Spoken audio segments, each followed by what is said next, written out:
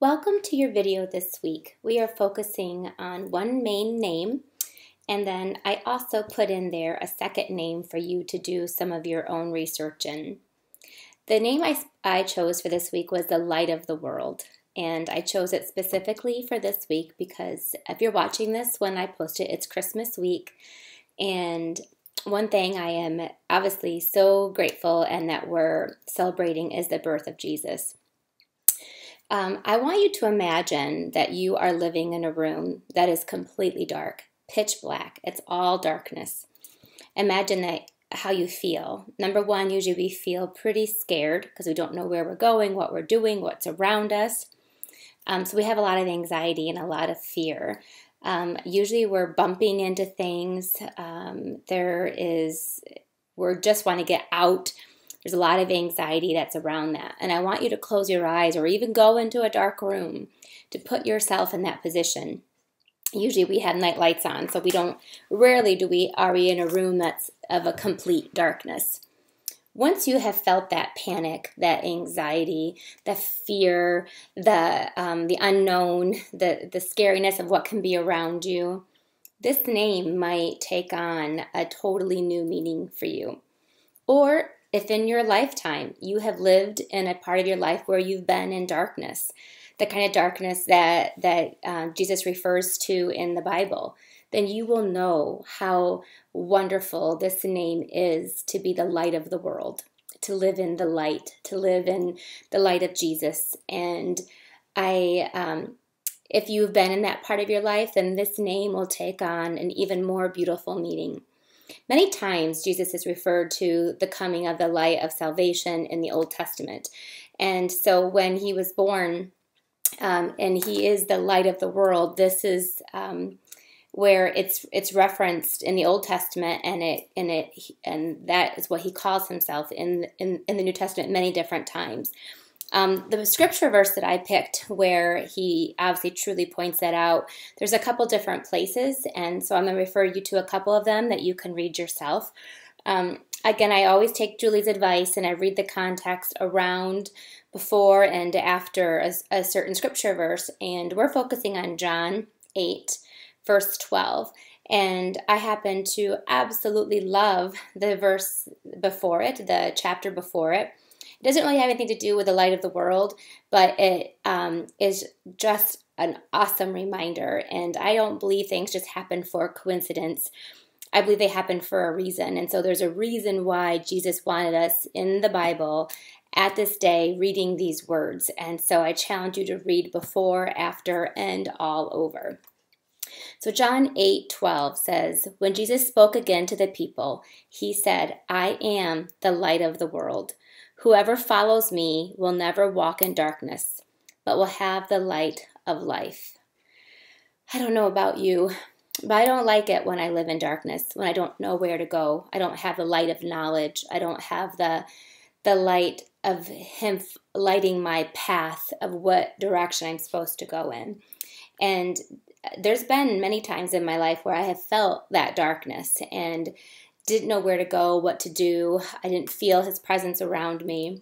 And typically it means that there's something in my life that I need to clear out to make room for him. And usually it's just time that he needs me to spend in the Word so that I can connect with him and listen and hear his words at a quiet, peaceful time.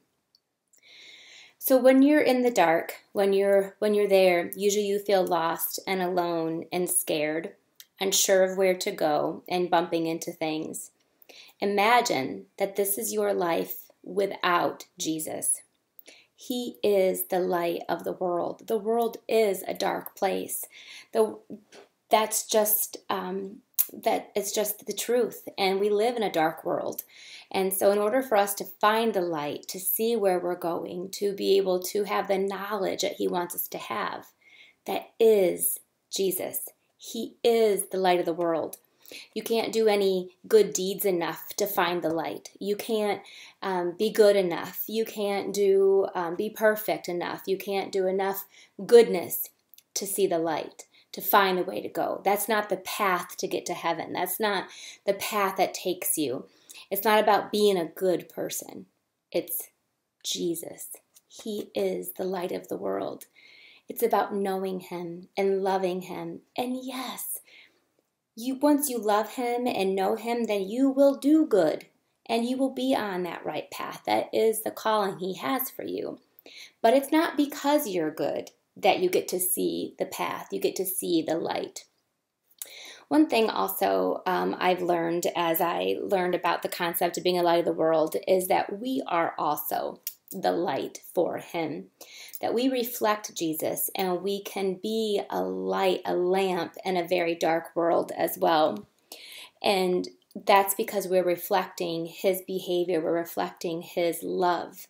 The more you surround yourself with Jesus, with his words, and soak them into you, the more you will shine that out to everyone around you.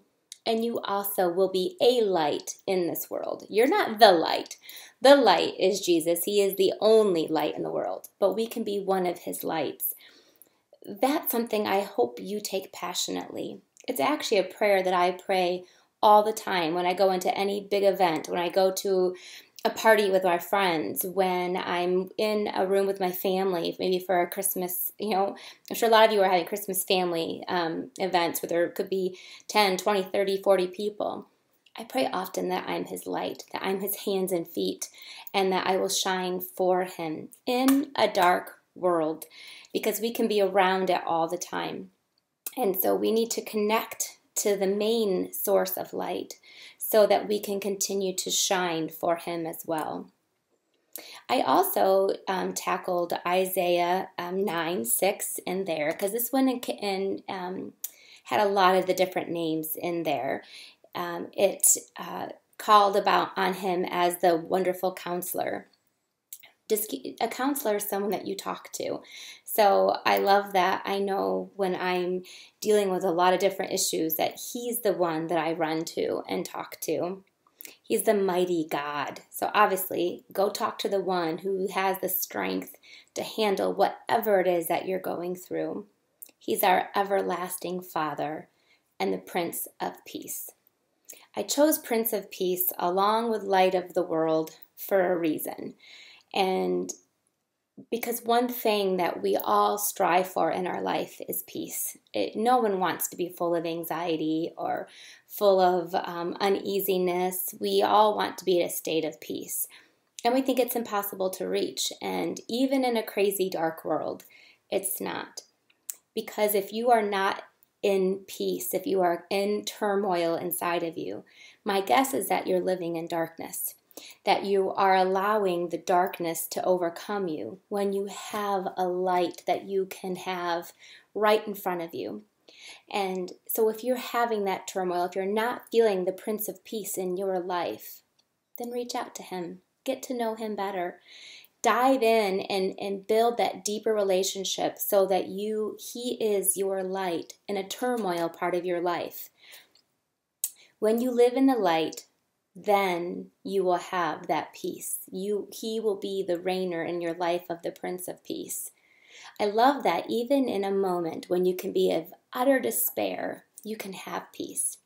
Let me share you one last story of where this was, I believe, a miraculously thing that can happen. And I truly believe in the Prince of Peace, even in the midst of some of the scariest turmoil of our lives.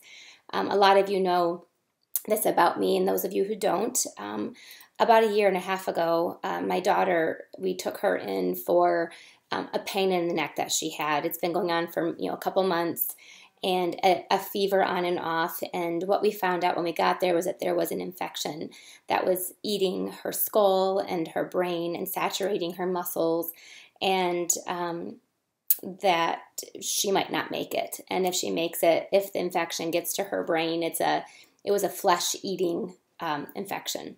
So very, very scary. We went from getting there at midnight to having her in brain surgery less than 12 hours later. And the whole time, there was utter fear. There should be utter fear and scaredness and tears. But I cannot begin to tell you the absolute peace that I felt the whole time. I thought something was wrong with me. Like, what is wrong with me? Maybe I'm so out of my mind with fear that I have peace. But then I realized that it was God sitting right with me. No matter what happened, I could say, I trust and have faith that I know that God's in control and will do whatever is best for my daughter and my family and for everyone around me. I had complete and total peace. He is the Prince of Peace. He's the one I ran to. He was my mighty counselor. The whole time that I was in the hospital room, I didn't pick up the phone and call anybody. I didn't get on Facebook. I didn't do anything but sit there with my mighty counselor. He is my mighty God. And I knew that he could do whatever needed to be done to take care of my daughter. And I trusted him 110%. And because of that, the Prince of Peace was in that room with me. So to end up this week, I hope you dive more into this word. Getting to know Jesus makes Christmas an entirely special day besides just Santa and presents and gifts. It's celebrating the birth of the light in this dark world. And I pray that you get so close to him that you shine for him as well. Thank you so much for tuning in. Next week we're going to have Julie with High Priest, and then we actually have a special treat for you from her as well. We're so grateful for you, grateful that you are joining in with us, and I pray for all of us that we become to know Jesus through his names, and each name that we learn, we fall deeper and deeper in love with him. Bye-bye.